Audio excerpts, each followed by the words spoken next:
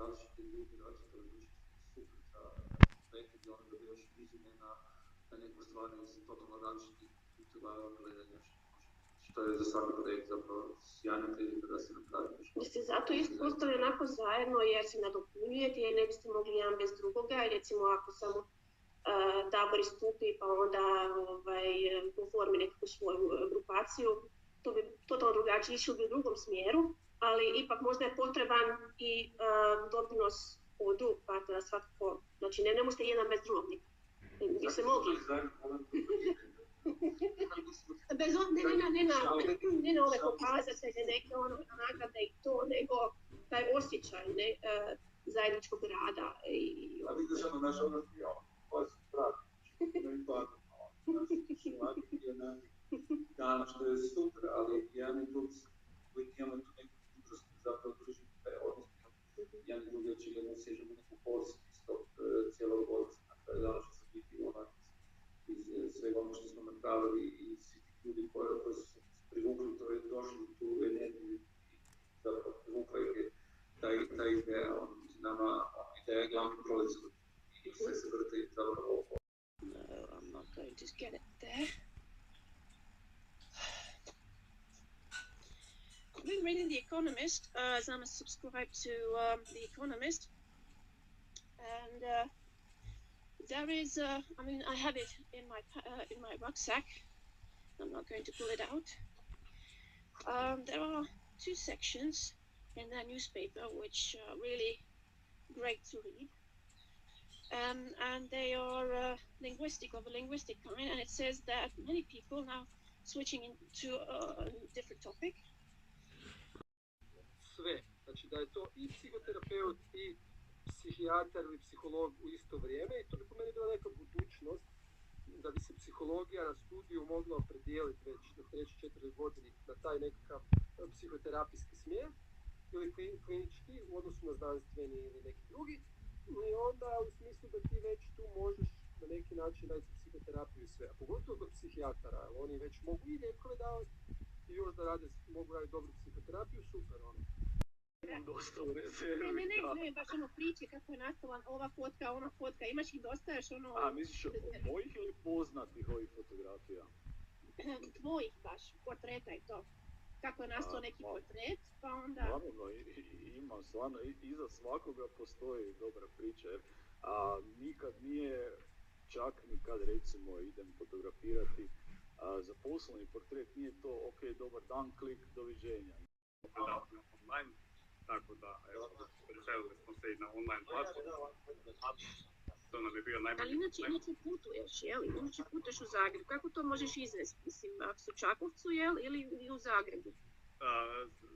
Kad su uživo predavanja, onda je u Zagrebu, a obično su predavanja subotom.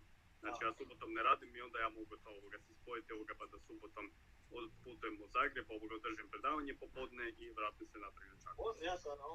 Da, u stvari da je sve normalno, onda bi sad i u Zagrebu. Da. Danas. Da. Ali vedemo ovo je to. Razgovarati pred jednom stručnjakinjom koja je onda evaluirala moj govor, pa je onda ukazala neke moje greške, što je bilo baš slatko. Sve su to online napravili, tako da... To je super jako vrijedno iskustvo i zapravo je dobro kad se vidimo mi sami, kad se snimiš pa se vidiš s druge strane. Nismo ni svjesni nekih riječi, poštapalica, nečeg. Ja recimo sam zapravo shvatila kad sam imala hrpu sad intervjua oko konferencije da stalno govorim, kad razgovaram govorim apsolutno. I ne znam zašto to mi je neka ona kao potvrda da. I tako se uvijek me sad sprdaju unutar moje ekipe. Što god ja kažem, oni kažu apsolutno i tako. Tako da shvatite neke poštapalice, da imate neke riječi koje stalno koristite, a to ne osjetiš dok ne vidiš sebe s druge strane gdje se ne snimiš, tako da svakako je govorništvo doista jedan posao, praksa. Ja nekako sam... A coach, you say this is what you could do to have more efficient meetings, and you give it for free. Then they see, wow, it's like a percent for everyone who sees it, and they feel good about it, and they will remember when they have a problem. and then they will come to you and say, hey, we have these meetings and they are so slow, we don't get to the point, there are a few people who don't say anything, what can we do? And you can say, hey, I can do a lot, and here's the client. So yes, you can win clients on LinkedIn, and it's not that difficult. Lockdowns were harsher than here in Croatia, and I see that you are in a much better situation now. So I would say that you even you have overcome in certain ways this problem, whereas we in Croatia have to wait for certain doses again to be vaccinated, and many people fear AstraZeneca. Have you been vaccinated? That's the one I had. Yeah. So I've had AstraZeneca. I've had number 1. I have to have number 2 in 4 weeks. No, what are we on? Yeah, 4 weeks time. I have to have number 2. AstraZeneca was fine, no problems at all. But the younger you are, the more problems there are with AstraZeneca. I don't know why that is.